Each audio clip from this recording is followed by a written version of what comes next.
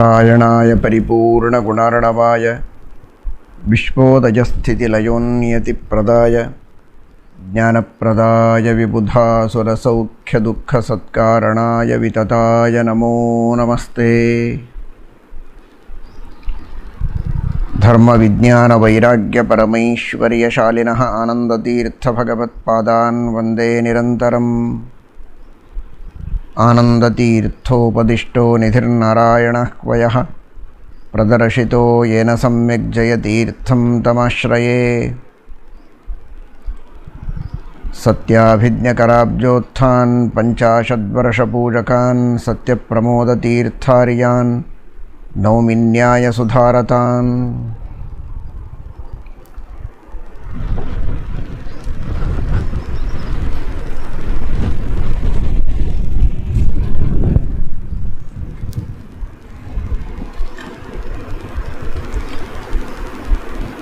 ಶ್ರೀಮನ್ ಮಹಾಭಾರತ ಪರಮ ಮಂಗಲ ಗ್ರಂಥ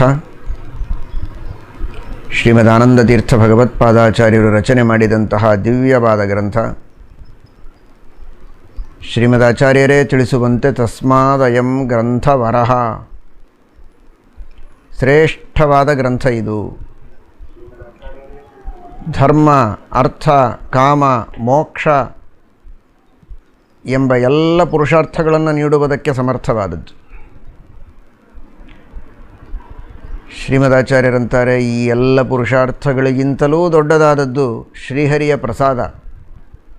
ಕಿಮಲಭ್ಯಂ ಭಗವತಿ ಪ್ರಸನ್ನೇ ಶ್ರೀನಿಕೇತನೆ ಕಿಂವೋದಿತೈರಸ್ಯ ಫಲೈಸ್ತತೋನ್ಯೈಃ ನಾರಾಯಣಃ ಪ್ರೀತಿಮುಪೈತ್ಯತೋಲಂ.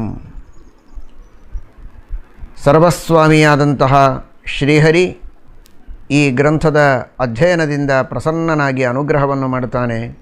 ಭಗವಂತನ ಅನುಗ್ರಹವಾದ ಮೇಲೆ ಇನ್ನುಳಿದ ಎಲ್ಲ ಪುರುಷಾರ್ಥಗಳು ತನ್ನಷ್ಟಕ್ಕೆ ತಾನೇ ಬರ್ತವೆ ಎನ್ನುವ ರೀತಿಯಲ್ಲಿ ಶ್ರೀಮದಾಚಾರ್ಯರು ಈ ಗ್ರಂಥದ ಫಲಶ್ರುತಿಯನ್ನು ತಿಳಿಸಿದ್ದಾರೆ.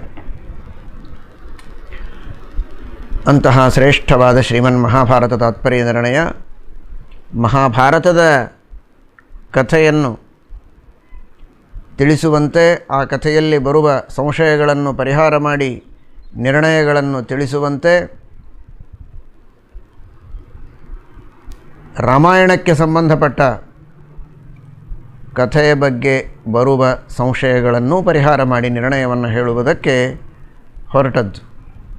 ಮಹಾಭಾರತದ ವನಪರ್ವದಲ್ಲಿ ರಾಮಾಯಣದ ಕಥೆ ಬರುತ್ತೆ. ಹೀಗಾಗಿ ಮಹಾಭಾರತ ತಾತ್ಪರ್ಯ ನಿರ್ಣಯ ಅಂತ ಹೆಸರಿಟ್ಟು ರಾಮಾಯಣದ ಬಗ್ಗೆ ನಿರ್ಣಯವನ್ನು ಹೇಳಿದ್ದು ಸಂಗತವಾದದ್ದೇ.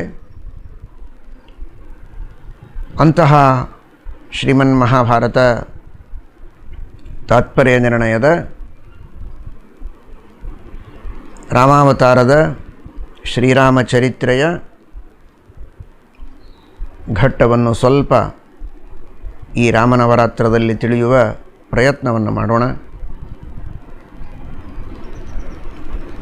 ಅದೊಂದು ದೊಡ್ಡ ಸಾಗರ ಶ್ರೀರಾಮಚರಿತ್ರ.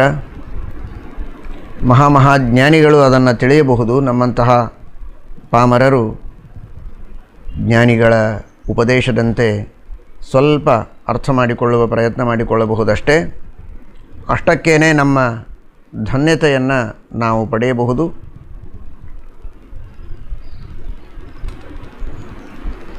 ಶ್ರೀ ಮಹಾಭಾರತ ತಾತ್ಪರ್ಯ ನಿರ್ಣಯದ ತೃತೀಯಾಧ್ಯಾಯದ 54ನೆಯ ಶ್ಲೋಕದಿಂದ ರಾಮಾವತಾರದ ಕಥೆಯನ್ನು ಶ್ರೀಮದಾಚಾರ್ಯರು ಪ್ರಾರಂಭ ಮಾಡುತ್ತಾರೆ.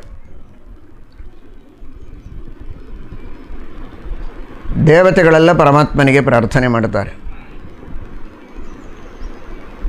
ಭೂಭಾರ ಹರಣಕ್ಕಾಗಿ ಭಗವಂತ ಅವತರಿಸಬೇಕು ಅಂತ. ದೇವತೆಗಳು ಭಗವಂತನಲ್ಲಿ ಪ್ರಾರ್ಥನೆ ಮಾಡುವಾಗ ಒಂದು ಕ್ರಮವನ್ನು ಇಟ್ಟುಕೊಂಡಿದ್ದಾರೆ. ಪ್ರಾರ್ಥನೆಗೆ ಮೊದಲು ಕೃತಜ್ಞತೆಯ ಸಮರ್ಪಣೆ. ಇದೇ ಮೊದಲು ಪರಮಾತ್ಮ ಅವತಾರ ಮಾಡುವುದಲ್ಲ, ಹಿಂದೆ ಅವತಾರ ಮಾಡಿದ್ದಾನೆ. ಅನೇಕ ಅವತಾರಗಳನ್ನು ಮಾಡಿ ಅಸುರರನ್ನು ಸಂಹಾರ ಮಾಡಿ ದೇವತೆಗಳನ್ನು, ಋಷಿಮುನಿಗಳನ್ನು, ಸಜ್ಜನರನ್ನು, ಮಾನವರನ್ನೆಲ್ಲ ರಕ್ಷಣೆ ಮಾಡಿದ್ದುಂಟು. ಇಂದು ನಮ್ಮ ರಕ್ಷಣೆಗಾಗಿ ಅವತಾರ ಮಾಡುವಂಥ ಪ್ರಾರ್ಥನೆ ಮಾತ್ರ ಮಾಡಿದರೆ ಸಾಲದು. ಹಿಂದೆ ಮಾಡಿದ ಉಪಕಾರವನ್ನು ಮರೆತು ನೀನೇನು ಮಾಡಿಲ್ಲ, ಇದೀಗ ಹೊಸದಾಗಿ ಉಪಕಾರ ಮಾಡು ಅನ್ನುವ ರೀತಿಯಲ್ಲಿ ದೇವರಿಗೆ ಪ್ರಾರ್ಥನೆ ಮಾಡೋದು ಸರಿಯಲ್ಲ, ಕೃತಜ್ಞತೆ ಆದೀತು. ಆ ರೀತಿ ಅಜ್ಞಾನಿಗಳು ಕೇವಲ ಸ್ವಾರ್ಥಪರರಾಗಿ ಈಗ ತಮಗೆ ಬೇಕಾದದ್ದನ್ನು ಮಾತ್ರ ದೇವರ ಮುಂದೆ ಬೇಡಿಕೆಯಾಗಿ ಸಲ್ಲಿಸಬಹುದು. ಆದರೆ ಜ್ಞಾನಿಗಳು, ಮಹಾನುಭಾವರು, ಕೃತಜ್ಞತೆಯನ್ನು ರೂಢಿಸಿಕೊಂಡಂತಹ ಪ್ರಾಜ್ಞರು, ವಿವೇಕಿಗಳು ಪೂರ್ವದಲ್ಲಿ ಮಾಡಿದ ಉಪಕಾರವನ್ನು ಸ್ಮರಿಸಿ ದೇವರಿಗೆ ಅರ್ಪಿಸಿ ಆ ನಂತರದಲ್ಲಿ ಇಂದು ತಮಗೆ ಬೇಕಾದಂತಹ ಬೇಡಿಕೆ ಏನು ಅನ್ನುವುದನ್ನು ಮುಂದೆ ಇಡುತ್ತಾರೆ. ಹೀಗಾಗಿ ಮೊದಲೆಲ್ಲ ದೇವತೆಗಳು ಪರಮಾತ್ಮ ಪೂರ್ವಾವತಾರಗಳಲ್ಲಿ ಮಾಡಿದಂತಹ ಎಲ್ಲ ಅವತಾರ ಲೀಲೆಗಳನ್ನು ವರ್ಣನೆ ಮಾಡುತ್ತಾರೆ. ಆ ಎಲ್ಲ ಅವತಾರ ಲೀಲೆಗಳನ್ನು ವರ್ಣನೆ ಮಾಡಿ ಇಂತಹ ಅವತಾರಗಳನ್ನು ತೆಗೆದುಕೊಂಡು ಪರಮೋಪಕಾರವನ್ನು ಮಾಡಿದ್ದಿ.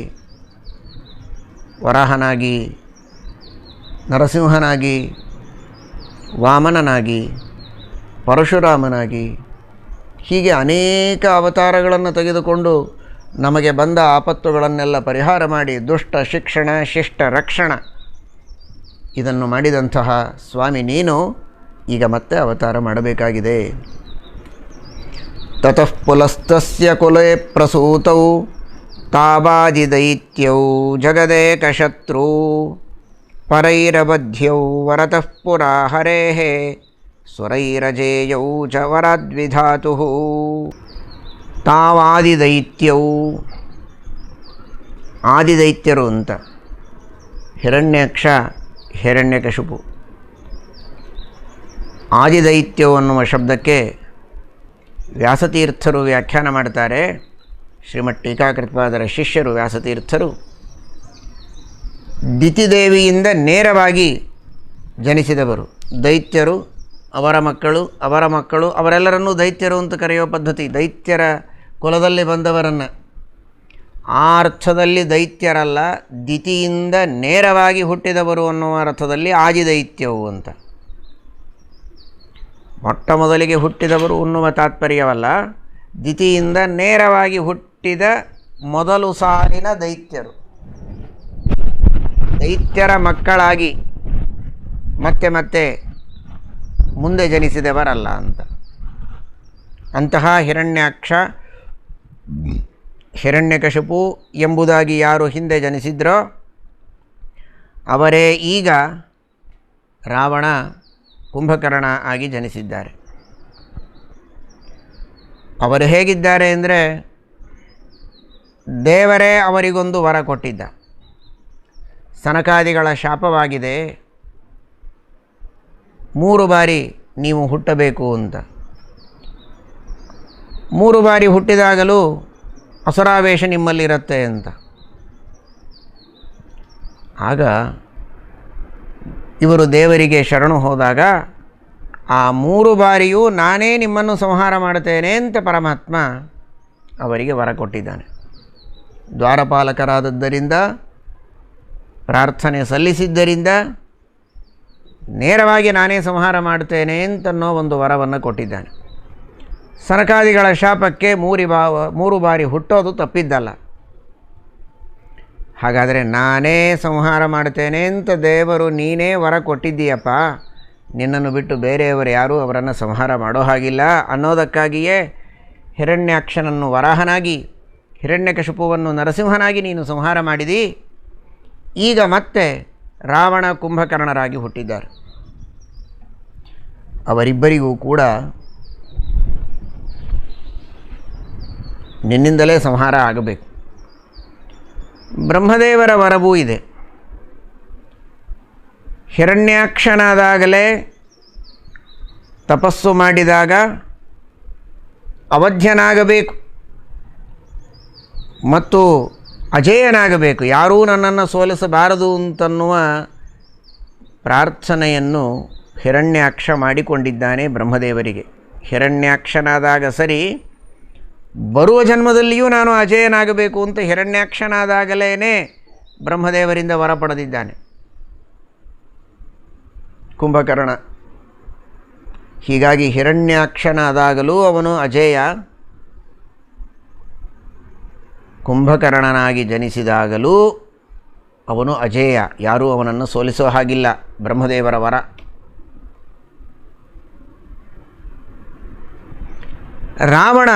ರಾವಣನಾದಾಗ ಮತ್ತೆ ಪುನಃ ತಪಸ್ಸು ಮಾಡಿ ಬ್ರಹ್ಮದೇವರಿಂದ ವರ ಪಡೆದಿದ್ದಾನೆ ಅಜೇಯನಾಗಬೇಕು ಅಂತ. ಅದರ ವ್ಯತ್ಯಾಸ ಇಷ್ಟೇ, ರಾವಣನಿಗೊಂದು ಅಹಂಕಾರ. ಮನುಷ್ಯರು ವಾನರರಂತೂ ನನ್ನನ್ನೇನು ಸೋಲಿಸುವ ಪ್ರಶ್ನೆಯೇ ಇಲ್ಲ, ಸೋಲಿಸಿದರೆ ದೇವತೆಗಳು ಸೋಲಿಸಬೇಕು. ಹೀಗಾಗಿ ಮನುಷ್ಯರಿಂದ ನಾನು ಸೋಲಬಾರದು, ಕಪಿಗಳಿಂದ ಸೋಲಬಾರದು ಅಂತನ್ನುವ ವರವನ್ನು ಮಾತ್ರ ಕೇಳಲಿಲ್ಲ ರಾವಣ. ಮನುಷ್ಯರು ಕಪಿಗಳನ್ನು ಬಿಟ್ಟು ಇನ್ನುಳಿದವರು ಯಾರಿಂದಲೂ ನಾನು ಸೋಲಬಾರದು ಅಂತನ್ನುವ ವರವನ್ನು ಕೇಳಿದ್ದಾನೆ ರಾವಣ. ಅಂತೂ ದೇವತೆಗಳಿಂದ ಸೋಲಬಾರದು ಅನ್ನೋದನ್ನು ಮಾತ್ರ ಇಬ್ಬರೂ ಕೇಳಿದ ಹಾಗಾಯಿತು. ನಾನು ಯಾರಿಂದಲೂ ಸೋಲಬಾರದು ಅಂತ ಕುಂಭಕರ್ಣ, ನರ ವಾನರರನ್ನು ಬಿಟ್ಟು ಇನ್ಯಾರಿಂದಲೂ ಸೋಲಬಾರದು ಅಂತ ರಾವಣ. ಅಂತೂ ದೇವತೆಗಳಿಂದ ನಾವು ಸೋಲಬಾರದು ಅಂತ ಇಬ್ಬರೂ ವರ ಕೇಳಿಕೊಂಡಿದ್ದಾರೆ. ಒಬ್ಬ ಹಿಂದಿನ ಜನ್ಮದಲ್ಲಿ ಕುಂಭಕರ್ಣ, ರಾವಣ ಇದೇ ಜನ್ಮದಲ್ಲಿ ವರ ಪಡೆದಿದ್ದಾನೆ. ಅವರಿಬ್ಬರು ನೀನೇ ವರ ಕೊಟ್ಟಂತೆ ಇನ್ನೊಬ್ಬರು ಅವರನ್ನು ಕೊಲ್ಲುವಂತಿಲ್ಲ, ನಿನ್ನ ಮಗ ಬ್ರಹ್ಮದೇವರು ವರ ಕೊಟ್ಟಂತೆ ಯಾರೂ ಅವರನ್ನು ಸೋಲಿಸುವಂತಿಲ್ಲ. ಮಹಾ ಉನ್ಮತ್ತರಾಗಿ ಜಗತ್ತಿಗೆ ಕಂಟಕರಾಗಿ ಪೀಡೆಯನ್ನು ಕೊಡ್ತಾ ಇದ್ದಾರೆ. ಅವತಾರವನ್ನು ಮಾಡಿ ನೀನು ಉದ್ಧಾರವನ್ನು ಮಾಡಬೇಕು ಎಂಬುದಾಗಿ ಪ್ರಾರ್ಥನೆಯನ್ನು ಮಾಡಿದ್ದಾರೆ ದೇವತೆಗಳು. ಇಲ್ಲಿ ಒಂದು ಪ್ರಶ್ನೆಯನ್ನು ವ್ಯಾಖ್ಯಾನಕಾರರು ಮಾಡಿಕೊಂಡು ಉತ್ತರವನ್ನು ನೀಡಿದ್ದಾರೆ. ಶ್ರೀಮದ್ ಭಾಗವತ ತಾತ್ಪರ್ಯದಲ್ಲಿ ಶ್ರೀಮದ್ ಆನಂದ ತೀರ್ಥ ಭಗವತ್ಪಾದಾಚಾರ್ಯರು ಒಂದು ನಿರ್ಣಯವನ್ನು ನೀಡುತ್ತಾರೆ.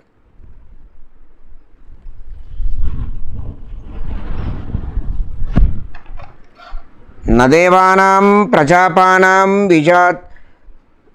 ವಿಜೇತಾ ವರತೋ ವಿನಾ ಬಲೇನ ವಿದ್ಯೆಯಾವಾಪಿ ನ ಸಮಸ್ತತ್ಪತೀನ್ವಿನಾ ವರೋಪಿ ತಾದೃಶೋ ಯಾವತ್ ಶರೀರಂ ನಾನ್ಯದೇಹಗಃ. ದೇವತೆಗಳನ್ನು ಪ್ರಜಾಪತಿಗಳನ್ನು ಸೋಲಿಸುವುದಕ್ಕೆ ಯಾರಿಗೂ ಸಾಧ್ಯ ಇಲ್ಲ, ಅವರನ್ನು ಗೆಲ್ಲುವುದಕ್ಕೆ ಸಾಧ್ಯ ಇಲ್ಲ. ವರ ಇದ್ದರೆ ಮಾತ್ರ ಗೆಲ್ಲಬಹುದು. ಆ ವರವು ಯಾವ ಶರೀರದಲ್ಲಿ ವರ ಕೊಟ್ಟಿರ್ತಾರೋ ಆ ಶರೀರಕ್ಕೆ ಸಂಬಂಧಪಟ್ಟದ್ದು.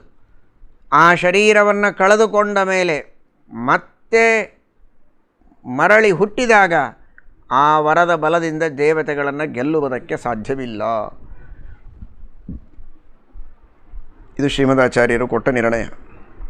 ಆದರೆ ಇಲ್ಲಿ ನೋಡಿದರೆ ಶ್ರೀಮದಾಚಾರ್ಯರು ತಾತ್ಪರ್ಯ ನಿರ್ಣಯದಲ್ಲಿ ಹೇಳ್ತಾರೆ, ಹಿರಣ್ಯಾಕ್ಷನಾದಾಗ ಅವನು ವರ ಪಡೆದಿದ್ದಾನೆ, ಆ ವರದ ಬಲದಿಂದ ಕುಂಭಕರ್ಣನಾದಾಗಲೂ ಅವನನ್ನು ಯಾರೂ ಸೋಲಿಸುವುದಕ್ಕೆ ಸಾಧ್ಯ ಇಲ್ಲ ಅಂತ. ಹಾಗಾದರೆ ಹಿಂದಿನ ದೇಹದ ವರ ಮುಂದಿನ ದೇಹದಲ್ಲಿ ಹೇಗೆ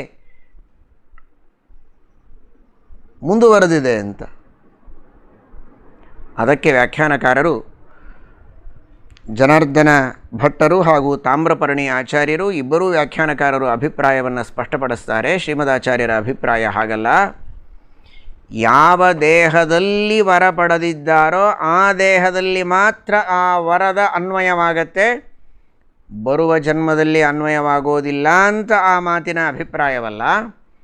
ಯಾವ ದೇಹಕ್ಕೋಸ್ಕರ ಆ ವರವನ್ನು ಪಡೆದಿರ್ತಾರೆ ಆ ದೇಹಕ್ಕೆ ಮಾತ್ರ ಸಂಬಂಧಪಟ್ಟದ್ದೇ ಹೊರತು, ಒಂದು ದೇಹದಲ್ಲಿ ವರ ಕೊಟ್ಟ ಮೇಲೆ ಒಂದು ದೇಹಕ್ಕೋಸ್ಕರ ಅಂತ ವರ ಕೊಟ್ಟರೆ ಆ ಜೀವ ಮುಂದೆ ಯಾವುದೇ ದೇಹಕ್ಕೆ ಹೋದರೂ ಆ ವರ ಕಂಟಿನ್ಯೂ ಆಗುತ್ತೆ ಅಂತ ಅರ್ಥವಲ್ಲ.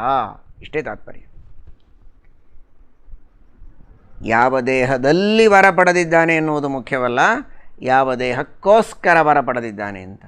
ಹಿರಣ್ಯಾಕ್ಷನಾದಾಗ ಹಿರಣ್ಯಾಕ್ಷ ದೇಹಕ್ಕೆ ಕುಂಭಕರ್ಣ ದೇಹಕ್ಕೆ ಎರಡೂ ದೇಹಕ್ಕೋಸ್ಕರನೇ ಅವನು ವರ ಪಡೆದಿದ್ದು. ಹೀಗಾಗಿ ಎರಡೂ ದೇಹಗಳಲ್ಲಿಯೂ ಅದರ ಅನ್ವಯವಾದರೆ ಏನು ತಪ್ಪಿಲ್ಲ, ಮತ್ತೆ ಮುಂದೆ ಆ ವರದ ಅನ್ವಯವಾಗೋದಿಲ್ಲ ಅಂತ ತಾತ್ಪರ್ಯ. ಹೊರತು ಯಾವ ದೇಹದಲ್ಲಿ ವರ ಪಡೆದಿದ್ದಾನೋ ಆ ದೇಹ ಮೃತವಾದ ಮೇಲೆ ಮುಂದೆ ಆ ವರವೇ ಬರೋದಿಲ್ಲ ಅಂತ ಶ್ರೀಮದಾಚಾರ್ಯರ ಅಭಿಪ್ರಾಯವಲ್ಲ ಎಂಬುದಾಗಿ ಹೇಳಿ ಮಹಾಭಾರತ ತಾತ್ಪರ್ಯ ನಿರ್ಣಯ ಹಾಗೂ ಶ್ರೀಮದ್ ಭಾಗವತ ತಾತ್ಪರ್ಯ ನಿರ್ಣಯಗಳ ಒಂದು ಸಂಗಮವನ್ನು ನಮಗೆ ತಿಳಿಸಿಕೊಡ್ತಾರೆ ವ್ಯಾಖ್ಯಾನಕಾರರು. ಈ ರೀತಿ ಸರ್ವೈರಜೇಯಸ್ಸ ಚ ಕುಂಭಕರ್ಣಃ ಪುರಾತನೇ ಜನ್ಮನಿ ಧಾತುರೇವ ವರಾನ್ನರಾದೀನ್ ನೃತ ಏವ ರಾವಣಃ ತದಾ ತನತ್ತೌ ತ್ರಿದಶಾನಬಾಧತಾಂ. ಹೀಗಾಗಿ ದೇವತೆಗಳಿಂದ ಸೋಲೋ ಹಾಗಿಲ್ಲ, ದೇವತೆಗಳು ಕೊಲ್ಲೋ ಹಾಗೂ ಇಲ್ಲ. ಹಾಗಾಗಿ ದೇವತೆಗಳಿಗೆ ನಾನಾ ರೀತಿಯ ಪೀಡೆಗಳನ್ನು ಕೊಡ್ತಾ ಇದ್ದಾರೆ ರಾವಣ ಕುಂಭಕರ್ಣರು. ಅದಕ್ಕೋಸ್ಕರ ಆ ಎಲ್ಲ ದೇವತೆಗಳು ಭಗವಂತನಿಗೆ ಪ್ರಾರ್ಥನೆಯನ್ನು ಮಾಡುತ್ತಾರೆ. ತದಬ್ಜಜಂ ಶೂಲಿನಮೇವ ಚಾಗ್ರತೋ ನಿಧಾಯ ದೇವಾಃ ಪುರುಹೂತಪೂರ್ವಕಾಃ ಪಯೋಂಬುಧೌ ಭೋಗಿಪಭೋಗಶಾಯಿನಂ ಸಮೇತ್ಯ ಯೋಗ್ಯಾಂ ಸ್ತುತಿಮಭ್ಯಯೋಜಯನ್. ಭಗವಂತನಲ್ಲಿ ಪ್ರಾರ್ಥನೆಯನ್ನು ಮಾಡಬೇಕಾದರೆ ಅನಿವಾರ್ಯವಾಗಿ ದೊಡ್ಡವರನ್ನು ಮುಂದಿಟ್ಟುಕೊಂಡೇ ಪ್ರಾರ್ಥನೆಯನ್ನು ಮಾಡಬೇಕು. ಯೋಗ್ಯತೆಯನ್ನು ಪಡೆದವರು, ಸಮರ್ಥರಾದವರು, ಜ್ಞಾನಿಗಳು, ಭಕ್ತಿಯಲ್ಲಿ, ಜ್ಞಾನದಲ್ಲಿ, ವಿರಕ್ತಿಯಲ್ಲಿ, ಸಕಲ ಸದ್ಗುಣಗಳಲ್ಲಿ ಶ್ರೇಷ್ಠರಾದವರು ಮುಂದಿದ್ದರೆ ಆ ಭಗವಂತನಿಗೆ ಪ್ರೀತಿ, ವಾತ್ಸಲ್ಯ, ಅನುಗ್ರಹ ಬುದ್ಧಿ ಉಕ್ಕೇರಿ ಸಲ್ಲಿಸಿದ ಪ್ರಾರ್ಥನೆಗಳನ್ನು ಕೂಡಲೇ ಪರಮಾತ್ಮ ಈಡೇರಿಸ್ತಾನೆ ಎನ್ನುವ ದೃಷ್ಟಿಯಲ್ಲಿ ಮಹಾತ್ಮರನ್ನು ಮುಂದೆ ಮಾಡಿಕೊಂಡು ಪ್ರಾರ್ಥನೆ ಮಾಡಬೇಕು ಅಂತ. ಶ್ರೀಮದ್ ಭಾಗವತದ ಚತುರ್ಥ ಸ್ಕಂಧದಲ್ಲಿ ಋತುಚಕ್ರವರ್ತಿ ಭೂದೇವಿಗೆ ಹೇಳುತ್ತಾನೆ, ನಾನಾ ವಿಧವಾದಂತಹ ಔಷಧಿ ವನಸ್ಪತಿಗಳು ಎಲ್ಲವನ್ನೂ ನೀಡುವ ಸಾಮರ್ಥ್ಯ ಇದ್ದಂತಹ ನೀನು ಎಷ್ಟು ಬೀಜಗಳನ್ನು ಹಾಕಿದರೂ ಎಲ್ಲವನ್ನೂ ಒಳಗೆ ಸ್ವಾಹ ಮಾಡ್ತಾ ಇದ್ದೀಯಾ, ಯಾವುದನ್ನು ನಮಗೆ ಫಲ ಕೊಡ್ತಾ ಇಲ್ಲ ಅಂತ ಕೇಳಿದರೆ ಎಲ್ಲ ಕಡೆಗೆ ಪಾಪಿಗಳು, ದುರ್ಜನರಿದ್ದಾರೆ. ವೇನ ಮಹಾಪಾಪಿಷ್ಠ ನಿನ್ನ ತಂದೆ, ಯಜ್ಞ ಇಲ್ಲ, ಯಾಗ ಇಲ್ಲ, ಸತ್ಕರ್ಮಗಳಿಲ್ಲ, ದೇವತಾ ಪ್ರಾರ್ಥನೆ ಇಲ್ಲ. ಇಂತಹ ಪಾಪಿಗಳೇ ಜಗತ್ತಿನಲ್ಲಿ ಬಹಳ ಆದದ್ದಕ್ಕಾಗಿ ಯಾವುದನ್ನೂ ಕೊಡದಂತೆ ನಾನು ನಿಲ್ಲಿಸಿದ್ದೆ. ಆದರೆ ಈಗ ನೀನು ಸಜ್ಜನ ಸಾತ್ವಿಕ ಬಂದಿದ್ದೀಯಾ, ಯಾರಿಗೆ ಯಾವ ಪದಾರ್ಥ ಬೇಕೋ ಆ ಪದಾರ್ಥವನ್ನು ನನ್ನಿಂದ ಪಡೆದುಕೊಳ್ಳಲಿ. ಆದರೆ ಒಂದು ಕರಾರು, ನನ್ನ ಎದುರಿಗೆ ಬಂದು ನಿಲ್ಲುವವರು ಮಾತ್ರ ಅತ್ಯಂತ ಯೋಗ್ಯರು, ಉತ್ತಮರಾಗಿರಬೇಕು.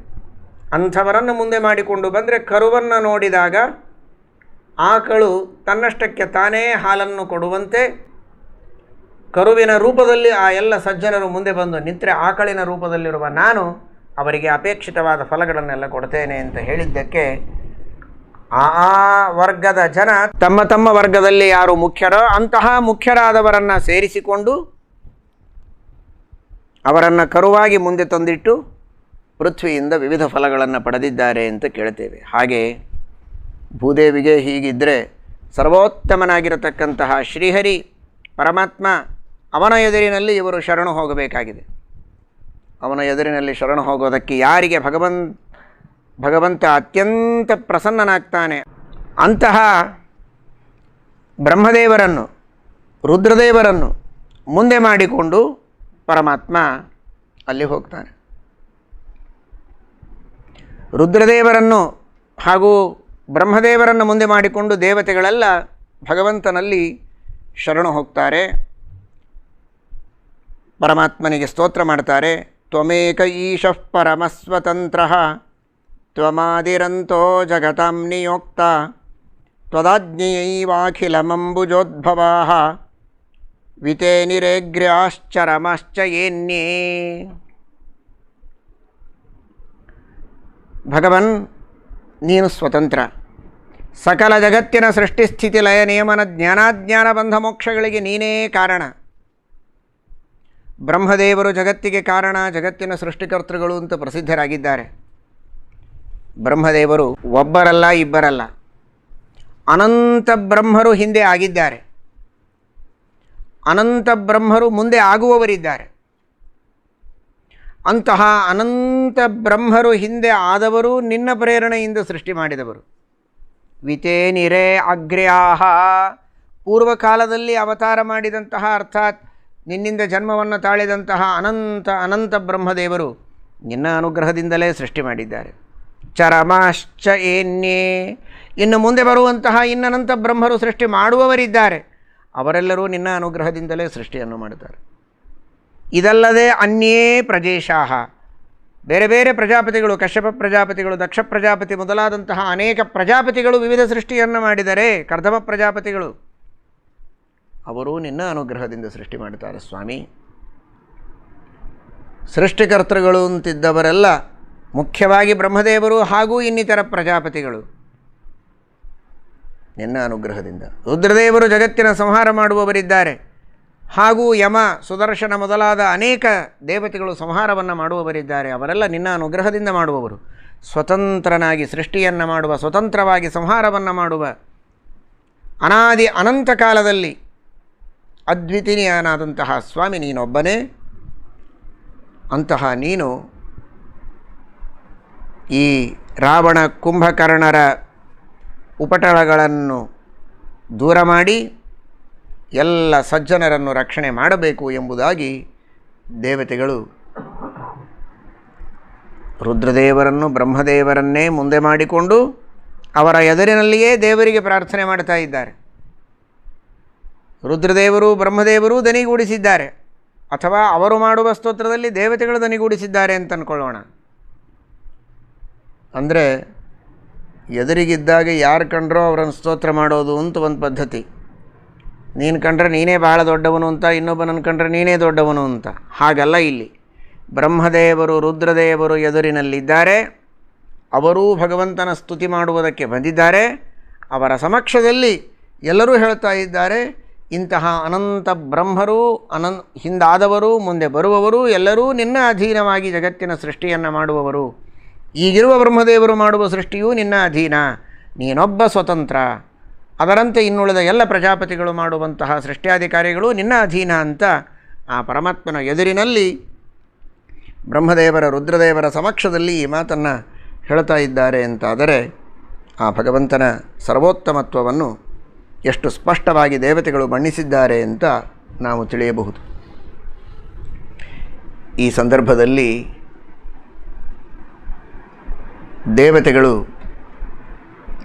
ಭಗವಂತನ ಅದ್ಭುತವಾದಂತಹ ಆಜ್ಞೆ, ಆ ಭಗವಂತನ ಒಂದು ಕೇವಲ ಕುಡಿ ನೋಟದಿಂದ ಬ್ರಹ್ಮಾದಿ ದೇವತೆಗಳು ಹೇಗೆ ತಮ್ಮ ತಮ್ಮ ಕಾರ್ಯವನ್ನು ಮಾಡ್ತಾ ಪರಮಾತ್ಮನಿಗೆ ಸಮರ್ಪಣೆಯನ್ನು ಮಾಡಿ ಭಗವಂತನ ಅನುಗ್ರಹವನ್ನು ಪಡೆದು ಧನ್ಯತೆಯನ್ನು ಅನುಭವಿಸ್ತಾರೆ ಅಂತ ಆ ಬ್ರಹ್ಮದೇವರ ಎದುರಿನಲ್ಲೇ ದೇವತೆಗಳು ಪರಮಾತ್ಮನಿಗೆ ಹೇಳ್ತಾರೆ. ದೇವರಿಗೇನು ಗೊತ್ತಿಲ್ಲದೆ ಇರೋದು ಹೇಳೋದಲ್ಲ, ಇಂಥ ದೊಡ್ಡ ಅನುಗ್ರಹವನ್ನು ನೀನು ಮಾಡ್ತೀಯಾ, ಇಂಥ ಶಕ್ತಿ ಸಾಮರ್ಥ್ಯಗಳು ನಿನ್ನಲ್ಲಿವೆ. ಬೇರೆ ಯಾರಾದರೂ ದೇವತೆಗಳನ್ನು ಕರ್ಕೊಂಡು ನಿಮ್ಮ ಕೆಲಸ ನೀವು ಮಾಡಿಕೊಳ್ಳಿ, ನನ್ನ ಹತ್ರ ಯಾಕೆ ಬಂದಿದ್ದೀರಿ ಅಂತ ಅನ್ನಬೇಡ. ಸಕಲ ದೇವತೆಗಳು ನಿನ್ನ ಅಧೀನ, ನಿನ್ನ ದಾಸಾನುದಾಸರು. ನೀನು ಸರ್ವೋತ್ತಮ, ಸ್ವತಂತ್ರ, ನೀನೇ ಕಾಪಾಡಬೇಕು ಅಂತನ್ನುವ ಧಾಟಿಯಲ್ಲಿ ದೇವತೆಗಳು, ಬ್ರಹ್ಮದೇವರು ಎಷ್ಟು ದೀರ್ಘಕಾಲದವರೆಗೆ ಇಂತಹ ದೊಡ್ಡ ಸಾಮ್ರಾಜ್ಯವನ್ನು ಆಳ್ತಾರೆ ಎನ್ನುವುದನ್ನು ತಿಳಿಸ್ತಾರೆ. 14 ಲೋಕಗಳ ಒಡೆತನ, ಎಲ್ಲ ದೇವತೆಗಳು, ಋಷಿಗಳು, ಮುನಿಗಳು, ಪಿತೃಗಳು, ಚಕ್ರವರ್ತಿಗಳು, ಮಾನವರು ಎಲ್ಲರೂ ಕೂಡ, ದಾನವರು ಎಲ್ಲರೂ ಅವರ ಅಧೀನ. ಅಂತಹ ಪಿತಾಮಹರಾಗಿ, ಜೀವೋತ್ತಮರಾಗಿ ಬ್ರಹ್ಮದೇವರು ಜಗತ್ತಿನ ಸೃಷ್ಟಿಕರ್ತೃಗಳಾಗಿ ಇಂತಹ ದೊಡ್ಡ ಸಾಮ್ರಾಜ್ಯವನ್ನು ಆಳ್ತಾರಲ್ಲ, ಇದು ಭಾರೀ ದೊಡ್ಡ ಸಾಮ್ರಾಜ್ಯ. ಇಂಥ ದೊಡ್ಡ ಸಾಮ್ರಾಜ್ಯವನ್ನು ನನಗೆ ಆಳುವುದಕ್ಕೆ ಕೊಟ್ಟಿದ್ದೀಯಾ ಸ್ವಾಮಿ, ಇದನ್ನು ಕಸ್ಕೋಬೇಡ, ನಾನೇ ಸಮ್ರಾಟಾಗಿ ಹೀಗೇ ಮುಂದುವರಿತೇನೆ.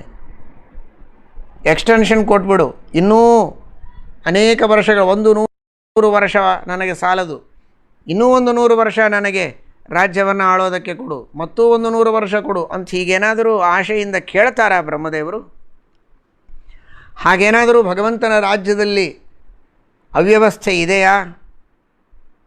ಅದಕ್ಕೆ ದೇವತೆಗಳಂತಾರೆ ತ್ವರಿತಸ್ತ್ವದಂತಿಕಂ. ತ್ವದಾಜ್ಞೆಯಾಸ್ವಾನನುಭೂಯ ಭೋಗಾನ್. ನಿನ್ನ ಆಜ್ಞೆಯ ತಕ್ಕಂತೆ ಇಂಥ ದೊಡ್ಡ ಸಾಮ್ರಾಜ್ಯವನ್ನು ಅನುಭವಿಸಬೇಕು ಅಂತ ನೀನು ಆಜ್ಞೆ ಮಾಡಿದರೆ ನನಗಿದೇನು ಬೇಡ, ನನಗೆ ವೈರಾಗ್ಯ ಬೇಕು ಸಾಕು, ನಾನು ಏಕಾಂತದಲ್ಲಿ ನಿನ್ನ ಧ್ಯಾನ ಮಾಡ್ತೇನೆ, ಈ ಸಾಮ್ರಾಜ್ಯದ ರಕ್ಷಣೆ ಎಲ್ಲ ನನಗೆ ಜವಾಬ್ದಾರಿ ಬೇಡ ಅಂತೂ ಅನ್ನೋದಿಲ್ಲ. ಸಡಗರದಲ್ಲಿ ಪುದೇ ಶ್ರೀಶನ ಆಜ್ಞೆ, ಈ ಸಾಮ್ರಾಜ್ಯವನ್ನು ಅನುಭವಿಸಬೇಕು ಅಂತ ದೇವರ ಆಜ್ಞೆ ಮಾಡಿದರೆ ಅಷ್ಟೇ ಭಕ್ತಿ, ಅಷ್ಟೇ ಶ್ರದ್ಧೆಯಿಂದ ಪರಮಾತ್ಮನ ಆಜ್ಞೆಯನ್ನು ಪರಿಪಾಲನ ಮಾಡೋದೇ ಶ್ರೇಯಸ್ಸು ಅಂತ 100 ವರ್ಷದ ಬ್ರಹ್ಮಮಾನದಿಂದ 100 ವರ್ಷದ ದೀರ್ಘಕಾಲದವರೆಗೆ ರಾಜ್ಯವನ್ನು ಅನುಭವಿಸ್ತಾರೆ. ದೇವರಿಂದ ಆಜ್ಞಪ್ತರಾಗಿ ವಿಹಿತವಾದ ಭೋಗಗಳನ್ನು ಮಾಡುತ್ತಾರೆ, ಪ್ರಜೆಗಳ ರಕ್ಷಣೆಯನ್ನು ಮಾಡುತ್ತಾರೆ, ಜೀವರಾಶಿಗಳ ರಕ್ಷಣೆಯನ್ನು ಮಾಡುತ್ತಾರೆ, ಪೋಷಣೆಯನ್ನು ಮಾಡುತ್ತಾರೆ. ಅವರ ಅವಧಿ ಮುಗಿದ 2ನೇ ಕ್ಷಣ ದೇವರ ಪಾದಾರವಿಂದಗಳಿಗೆ ಆ ಸೇವೆಯನ್ನು ಅರ್ಪಿಸಿ ದೇವರ ಹತ್ತಿರ ಮುಕ್ತರಾಗಿ ಹೋಗ್ತಾರೆ. ಅಷ್ಟೇ ಹೊರತು ಇನ್ನೂ ಬೇಕು ಅಂತ ಬಯಸೋದಿಲ್ಲ. ಇದರ ಅರ್ಥ ಬ್ರಹ್ಮದೇವರಿಗೆ ಆ ತರಹದ ಒಂದು ಲೋಭ ಇಲ್ಲ, ಭೋಗ ಮಾಡಬೇಕೆಂಬ ದುರಾಶೆ ಇಲ್ಲ. ದೇವರ ಆಜ್ಞೆಯಂತ ಕರ್ತವ್ಯವನ್ನು ಪರಿಪಾಲನೆ ಮಾಡಿದವರು ಅಂತಹ ಕರ್ತವ್ಯವನ್ನು ದೇವರಿಗೆ ಸಮರ್ಪಣೆ ಮಾಡಿ ಕೃತಕೃತ್ಯರಾಗಿ ದೇವರ ಅನುಗ್ರಹಕ್ಕಾಗಿ ದೇವರನ್ನು ಸೇರುವವರು. ಈ ರೀತಿ ಬ್ರಹ್ಮದೇವರನ್ನು ವಶದಲ್ಲಿಟ್ಟುಕೊಂಡ ಮಹಾತ್ಮೆ ನಿನ್ನದು. ನಿನ್ನ ಅನುಗ್ರಹಕ್ಕೆ ತಕ್ಕಂತೆ ನಿನ್ನ ದಾಸರಾಗಿ ವಿರಕ್ತರಾಗಿ ಸೇವೆ ಮಾಡುವ ಅದ್ಭುತವಾದ ಭಕ್ತಿ ಶ್ರದ್ಧೆಗಳು ಬ್ರಹ್ಮದೇವರದು. ಅಂತಹ ಸ್ವಾಮಿ ನೀನು ಅಂದಮೇಲೆ ಬ್ರಹ್ಮದೇವರನ್ನು ಈ ರೀತಿ ವಶದಲ್ಲಿಟ್ಟುಕೊಂಡು ಅವರನ್ನು ನಿನ್ನ ಆಜ್ಞೆಯಂತೆ ಇಂತಹ ದೊಡ್ಡ ಕಾರ್ಯದಲ್ಲಿ ತೊಡಗಿಸ್ತೀಯ ಅಂದಮೇಲೆ ನೀನು ಸರ್ವೋತ್ತಮ, ನಿನ್ನನ್ನು ಬಿಟ್ಟು ಇನ್ಯಾರಿಗೆ ನಾವು ಶರಣ ಹೋಗೋದು ಅಂತ.